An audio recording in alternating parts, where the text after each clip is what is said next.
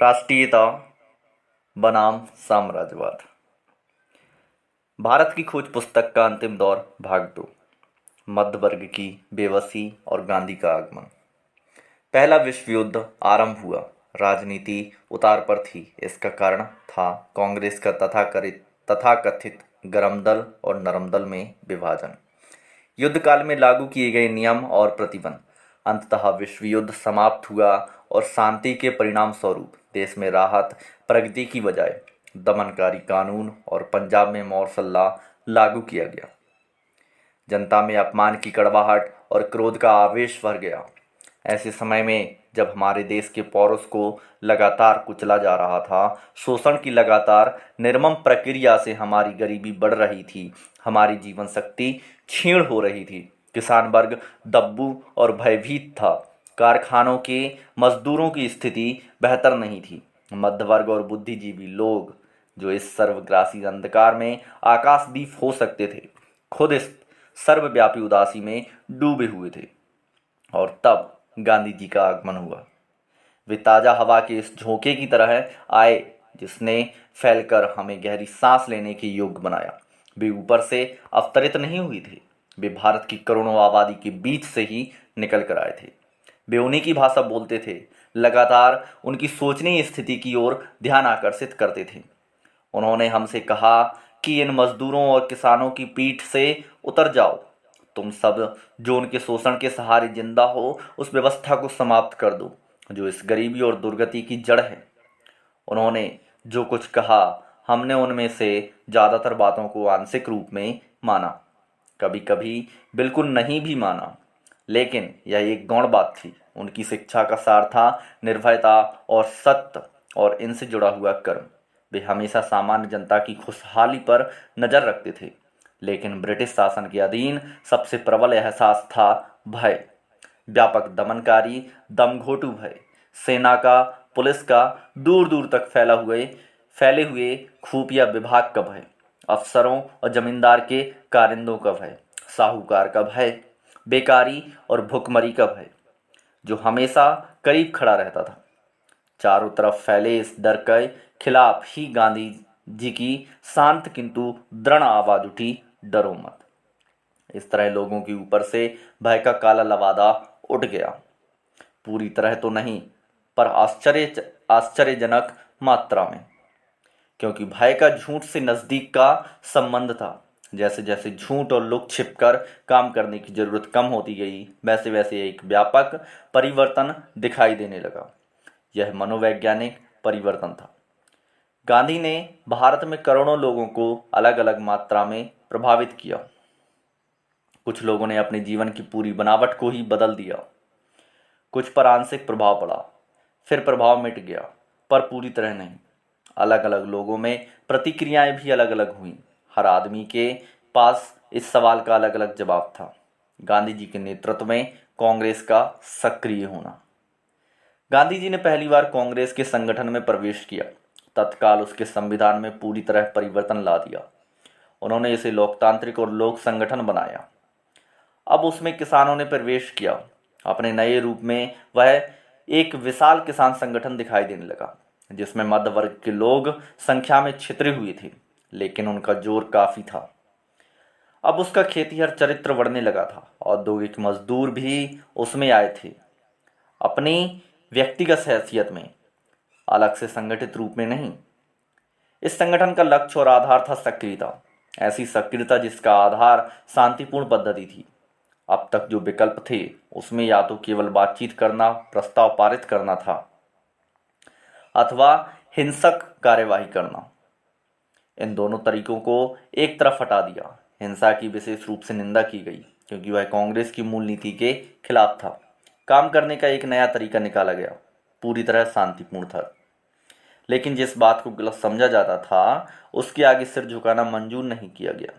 परिणाम स्वरूप इस प्रक्रिया में होने वाली जो पीड़ा और कष्ट थे, उन्हें खुशी से स्वीकार किया गया। गांधी जी विचित्र प्रकार के शांतिवादी थी। वे गतिशील ऊर्जा से बड़े सक्रिय व्यक्ति थे। उन्होंने ना कभी भाग्य से हार मानी, ना ऐसी बात के सामने सिर झुकाया जिसे वे बुरा समझते थे। उनमें उनसे मुकाबला करने की भरपूर शक्ति थी, गर्चे वे ऐसे शांतिपूर्ण शिष्ट ढंग से करते थे। सक्रियता का आह्वान दोहरा था। जाहिर है कि विदेशी शासन को चुनौती देने और उसका मुकाबला करने की सक्रियता तो थी ही, अपनी खुद की सामाजिक बुराइयों के विरुद्ध लड़ने की सक्रियता भी थी। कांग्रेस के मुख्य आधार थे राष्ट्रीयता, राष्ट्रीय एकता, जिसमें अल्पसंख्यकों की समस्याओं को हल करना, दलित जातियों को ऊपर उठाने के साथ छुआछूत के अभिशाप को भी खत्म करना शामिल था। गांधी जी ने अंग्रेजी शासन की बुनियादों पर चोट की। उन्होंने कहा कि खिताब छोड़ देने चाहिए। गर्चे कम लोगों के खिताब छोड़े, लेकिन अंग्रेजों द्वारा दिए गए इन खिताबों के लिए आम जनता में इज्जत समाप्त हो गई और ये पतन के प्रतीक बन गए। नए मापदंड और मूल्य स्थापित हुए। वायसराय के दरबार रजवाड़ी की शान शौकत, जो इतना अधिक प्रभावित करती थी, बेहद उपहासास्पद हो गई, अभद्र और शर्मनाक लगने लगी, क्योंकि वह आम जनता की गरीबी और कष्टों से घिरी हुई थी। धनी लोगों ने भी कम से कम ऊपरी तौर पर उनमें से बहुतों ने सादा रहन सहन अपना लिया। वेशभूषा में उनमें मामूली लोगों में कोई अंतर नहीं रह गया।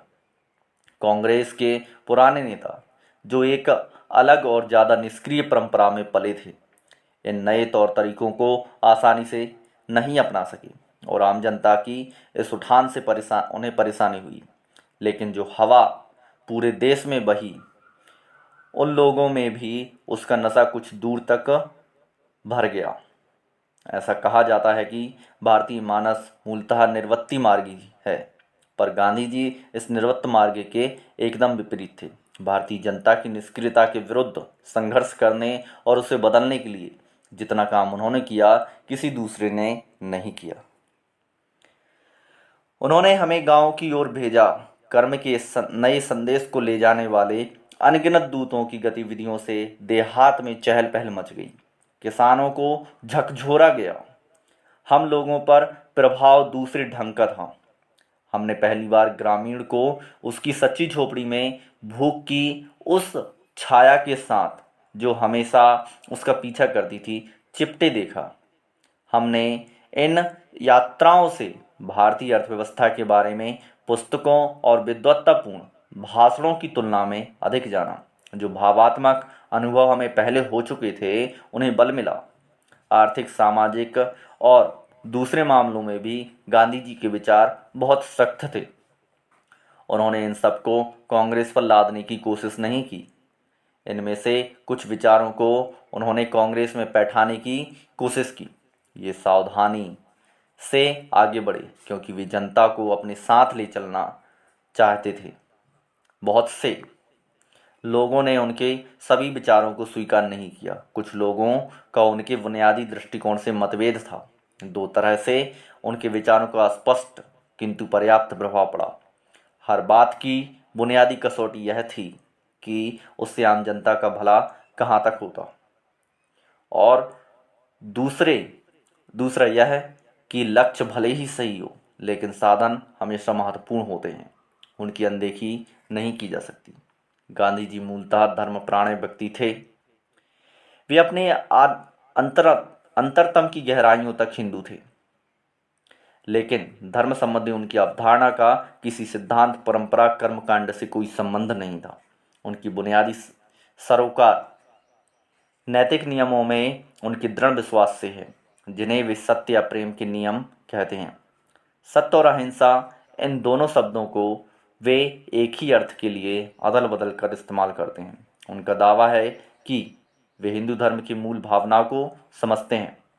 उन्होंने हर उस सिद्धांत और व्यवहार को नामंजूर किया जो उनकी आदर्शवादी व्याख्या से मेल नहीं खाता था। वे सबसे ऊपर नैतिक नियमों को सत्ता मानते थे, वह भी उस रूप में जिस रूप में उन्होंने खुद उन्हें समझा था।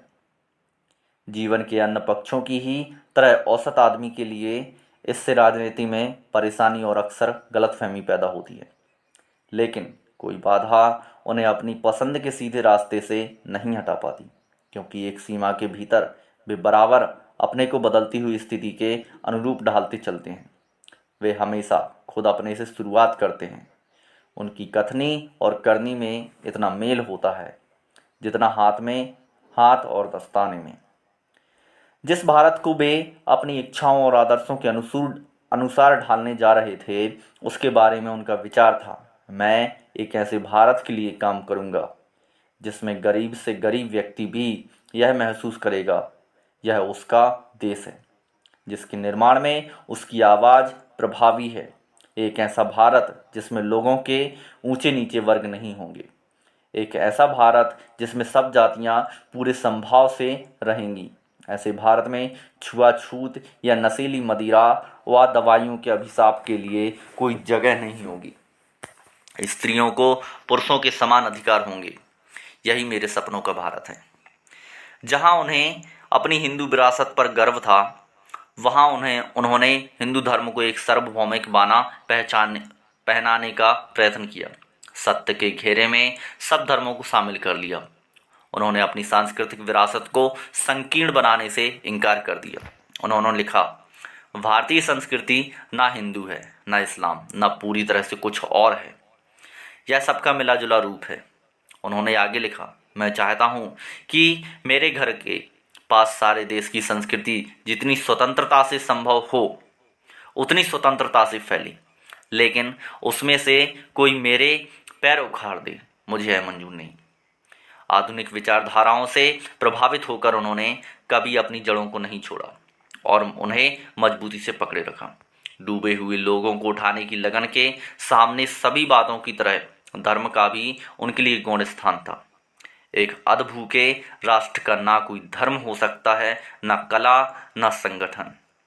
करोड़ों भूखे मरते लोगों के लिए जो कुछ भी उपयोगी हो सकता है वही मेरे लिए सुंदर है। आज हम सबसे पहले जिंदगी की जरूरी चीजें दें और उसके बाद जीवन के लिए शोभा की वस्तुएं और अलंकार अपने आप आ जाएंगे। उन्होंने कहा, मेरी आकांक्षा है हर आंख से हर आंसू को पोंछ लेना। यह आश्चर्य की बात नहीं है, इस अद्भुत रूप से तेजस्वी आदमी ने, जिसका पैमाना सबसे गरीब आदमी है, भारत की सामान्य जनता को सम्मोहित कर लिया, उन्हें चुंबक की तरह आकर्षित किया। वे उनको अतीत के साथ भविष्य की जोड़ने वाली कड़ी की तरह जान पड़ी। उन्होंने केवल अपने अनुयायियों में ही नहीं बल्कि अपने विरोधियों में भी और उन पर तमाम तटस्थ लोगों में जो इस बारे में निश्चय नहीं कर पाते थे कि क्या सोचना और क्या करना है, एक मनोवैज्ञानिक क्रांति पैदा की। कांग्रेस पर गांधी जी का प्रभुत्व था, लेकिन यह खास किस्म का अधिकार था, क्योंकि कांग्रेस एक सक्रिय विद्रोही अनेक पक्षी संगठन था जिसमें तरह तरह की राय होती थी। उसे आसानी से इधर उधर नहीं ले जाया जा सकता था। गांधी जी अक्सर दूसरों की इच्छा के सामने झुक जाते थे। कभी कभी वे अपने विरुद्ध फैसलों को भी स्वीकार कर लेते थे। इस तरह सन 1920 में नेशनल कांग्रेस ने काफी हद तक देश ने इस नए रास्ते को अपनाया। ब्रिटिश सरकार के खिलाफ बार बार संघर्ष किया। एक के बाद दूसरा सविनय अवज्ञा आंदोलन हुआ। उसके कारण बहुत कष्ट उठाने पड़े, लेकिन इन मुसीबतों को चूंकि खुद आमंत्रित किया गया था, इसलिए उनसे शक्ति ही मिली। जब सविनय अवज्ञा आंदोलन जारी नहीं था, तब भी भारत में ब्रिटिश सरकारी तंत्र से असहयोग जारी था, गर्चे उसका आक्रामक चरित्र समाप्त हो गया था। अल्पसंख्यकों की समस्या, मुस्लिम लीग और मोहम्मद अली जिन्ना। जिसे सांप्रदायिक समस्या कहा जाता था, वह अल्पसंख्यकों के अधिकारों के साथ इस तरह तालमेल बैठाना था ताकि उन्हें अल्पसंख्यकों के खिलाफ पर्याप्त संरक्षण मिल सके। भारत के अल्पसंख्यक यूरोप की तरह जातीय या राष्ट्रीय अल्पसंख्यक नहीं, वे धार्मिक अल्पसंख्यक थे। जातीय दृष्टि से भारत में एक विचित्र मिश्रण है, पर जातीय सवाल भारत में न कभी उठे हैं न उठ सकते हैं। धर्म इन जातीय विभिन्नताओं के ऊपर है। जातियां या तो एक दूसरे में मिल जाती हैं या उनमें अंतर करना कठिन होता है। जाहिर है धार्मिक दीवारें स्थायी नहीं होती और जो व्यक्ति अपना धर्म बदलता है उसकी जातीय पृष्ठभूमि, उसकी जातीय और भाषिक विरासत नष्ट नहीं हो जाती। परंतु राजनीतिक मामलों में धर्म का स्थान सांप्रदायिकता ने ले लिया है। यह एक संकीर्ण समुदाय होता है जो मानसिक रूप से अपना आधार किसी धार्मिक वर्ग को बनाता है, किंतु वास्तव में उसकी दिलचस्पी राजनीतिक शक्ति और समुदाय को बढ़ावा देने में होती है। कांग्रेस सांप्रदायिक हल निकालने के लिए उत्सुक और चिंतित थी ताकि प्रगति के मार्ग की रुकावट को दूर किया जा सके। कांग्रेस की सदस्य संख्या में मुख्य रूप से हिंदू थे, लेकिन उनमें बड़ी संख्या में मुसलमानों के अलावा दूसरे तमाम धर्मों के लोग जैसे सिख, ईसाई भी शामिल थे। इसलिए राष्ट्रीय दृष्टिकोण से विचार करना उसकी मजबूरी थी। उसके लिए सबसे बड़ी समस्या थी राष्ट्रीय स्वाधीनता और एक स्वतंत्र लोकतांत्रिक राज्य की स्थापना। कांग्रेस निस्संदेह एकांकी चाहती थी और उसे मानकर चलती थी, पर उसे ऐसा कोई कारण दिखाई नहीं पड़ता था जिसकी वजह से भारत में सांस्कृतिक जीवन की संपन्नता, विविधता को सिर्फ एक सांचे में कस दिया जाए। इसलिए काफी दूर तक प्रादेशिक स्वायत्तता स्वीकार कर ली गई। विभिन्न समुदायों की स्वतंत्रता, सांस्कृतिक विकास की सुरक्षा के तरीकों पर भी सहमति हो गई। दो बुनियादी प्रश्नों पर कांग्रेस अडिग रही: राष्ट्रीय एकता और लोकतंत्र। आधी शताब्दी तक अपने विकास के समय वह इन पर बराबर बल देती रही। गुजरे जमाने में कम से कम सिद्धांत में ब्रिटिश सरकार ने भी भारतीय एकता और लोकतंत्र का समर्थन किया, लेकिन उसकी नीतियां हमें सीधे उस दिशा में ले गईं जहां इन दोनों का ही अस्वीकार था। अगस्त 1940 ईस्वी में कांग्रेस ने मजबूर होकर घोषणा की कि भारत में ब्रिटिश सरकार की नीति जनजीवन में संघर्ष और फूट को प्रत्यक्ष रूप से उकसाती और भड़काती है। ब्रिटिश सरकार के जिम्मेदार लोग खुल्लम खुल्ला हमसे यह कहने लगे कि शायद किसी नई व्यवस्था के पक्ष में भारत की एकता की बलि चढ़ानी पड़े, और यह भी भारत के लिए लोकतंत्र ठीक नहीं है। हम सांप्रदायिक समस्या का कोई ऐसा हल नहीं ढूंढ सके जो सब पार्टियों को मंजूर हो। आज के सेशन में इतना ही। पुस्तक को और आगे सुनने के लिए हमारे चैनल को सब्सक्राइब और लाइक जरूर करें।